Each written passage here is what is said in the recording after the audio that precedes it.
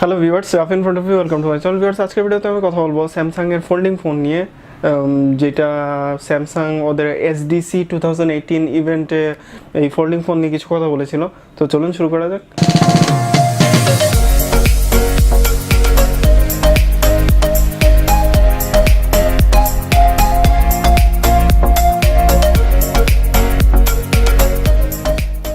ইভেন্টার যে মূল interesting part ছিল সেটা ছিল ফোল্ডিং ফোন নিয়ে।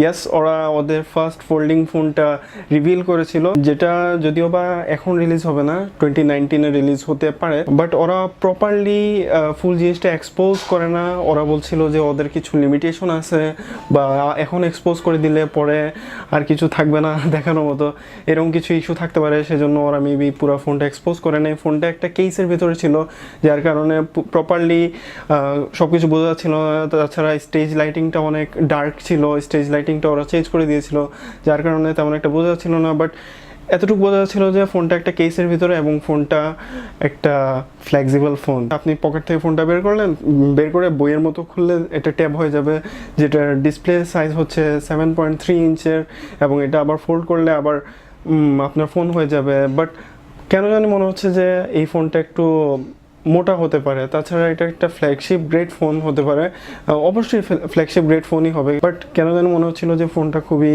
মোটা হতে পারে। সেটা কেসের জন্য মনে হচ্ছিল নাকি আসলেই ফোনটা মোটা, সেটা আপাতত বোঝা যাচ্ছে না। স্যামসাং জাস্ট ফোনটা কিভাবে হবে সেটা বলেছিল, যে স্যামসাং জাস্ট শো করছে যে এটার ভিতরে একটা ডিসপ্লে আছে, বাইরে একটা ডিসপ্লে আছে, দুই পাশেই ডিসপ্লে আছে। আপনি চাইলে এটাকে ফোন হিসেবে ইউজ করতে পারেন, বা ট্যাবলেট, একটা মিনি ট্যাবলেট হিসেবে ইউজ করতে পারেন। অফকোর্স এটা একটা ফ্ল্যাগশিপ গ্রেড ফোন হবে, বাট এটার নামটা কি হবে সেটা এখন স্যামসাং অ্যানাউন্স করে নাই। তাছাড়া এটার স্পেসিফিকেশন, প্রাইস কিছুই অ্যানাউন্স করে নাই। যদিও বা স্যামসাং অত বিস্তারিতভাবে কোনো কিছু ডিক্লেয়ার করে নাই, বাট কিছু কিছু জিনিস বলেছে, যেমন হচ্ছে ওরা নিউ ইউআই নিয়ে আসছে, যেটা নাম দিয়েছে ওরা ওয়ান ইউআই, এবং ওয়ান ইউআইটা কাজ করে ফ্লেক্সিবল ফোনে। সেটা কাজ করে, ধরুন আপনি ফ্লেক্সিবল ফোনটা বাইরের ডিসপ্লেতে একটা অ্যাপ ওপেন করে রাখছেন, এবং আপনি যদি এটাকে খুলেন তো ভিতরের ডিসপ্লেতে আপনি সেই সেম অ্যাপ ওপেন হিসেবে দেখতে পারবেন। তাছাড়া আপনি যদি ভিতরের ডিসপ্লেতে সুইচ করেন, বড় ডিসপ্লে যেটা হচ্ছে 7.3 ইঞ্চেসের, সেখানে আপনি চাইলে মাল্টিটাস্কিং করতে পারবেন এবং একসাথে তিনটা কাজ একসাথে করতে পারবেন।